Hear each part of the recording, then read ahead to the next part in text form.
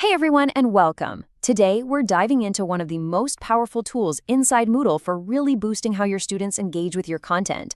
We're going to take a regular, everyday video and turn it into a genuinely interactive learning experience. So, let's get right into it. We all know what lean-back viewing is, right? A student hits play, maybe they're paying attention, maybe not. They're just passively watching. But what we're aiming for is lean-in learning, where they're actually part of the experience, clicking, thinking, and engaging with the material. So how do we get there? Well, that's exactly what we're about to cover.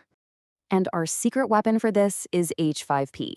Now, that stands for HTML5 package, which is just a fancy way of saying it's a tool that lets you create all sorts of rich, interactive content. And trust me, its interactive video feature is a total game changer. And here's the best part. You probably already have it. Moodle includes H5P functionality, which is typically enabled on your site. That means this incredible power to create is very likely just sitting there, waiting for you inside your course. The whole process is actually way more straightforward than you might think. We're just going to follow this simple 3-step plan. First, we'll build our video in a place called the content bank. Second, we'll add it to our course as a real activity. And third, we'll tweak a few settings and set it loose for our learners. Easy as that. All right, let's kick things off with step 1. Everything, and I mean everything, starts in the Moodle content bank. Just think of this as your personal workshop. It's where you build and store all your cool H5P creations before you put them in front of your students. And getting to this workshop is super simple. Just go to your course page, pop open that navigation drawer on the left-hand side, and click on Content Bank. That's it, you're in. Okay, once you're inside the content bank, you're going to look for that Add button. Give that a click, and you'll see a drop-down list with all kinds of content you can make. Go ahead and select Interactive Video, and bam, your creation has officially begun. So what is it we're actually building? Well, an interactive video lets you take pretty much any video file and sprinkle it with all sorts of interactions. You just drag the little playhead along the video's timeline to wherever you want, and right at that spot, you can drop in things like a multiple choice question, a little pop-up with extra info, or even a link to another website. Okay, on to step 2. You've crafted this amazing interactive experience in your workshop. Now it's time to actually put it on the shelf, so to speak, so your learners can get their hands on it. So, head back to your main course page. You know the drill. First thing you gotta do is turn that edit mode on. Then, find the section where you want the video to live and click Add an Activity or Resource. And right here, you're faced with a really important choice that honestly trips a lot of people up. When you go to add your H5P, do you add it as an H5P activity or do you create a file resource? This one little choice changes everything. You'll notice there are 2 different icons here. The blue, rounded one is for an activity. The other one, the one that kind of looks like a piece of paper, is for a file. They might look similar, but what they do is completely different. And here it is, maybe the single most important tip in this whole explainer.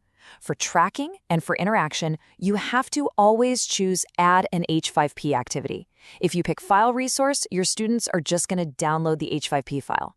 Choosing activity is what makes it live and breathe inside your course where you can track what happens. So remember, always pick activity.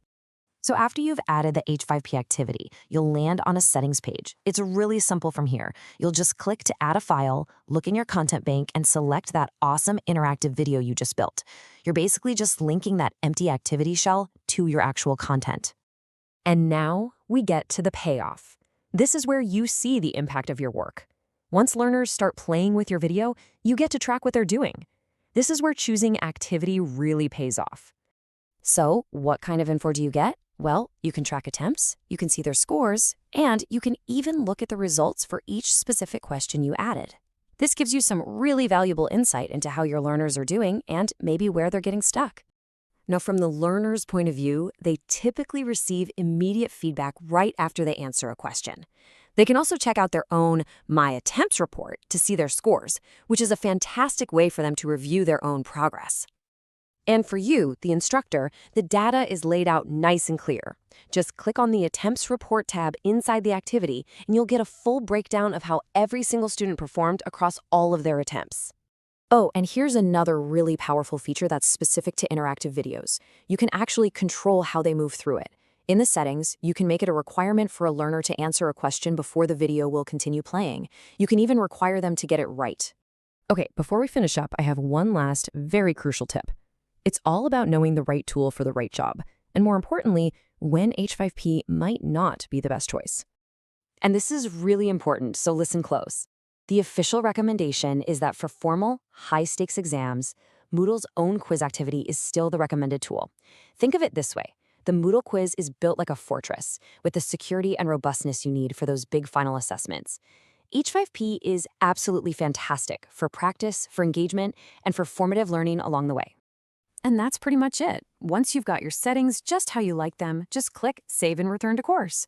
And just like that, your interactive video is live and ready to engage your learners in a way that a plain old video never could.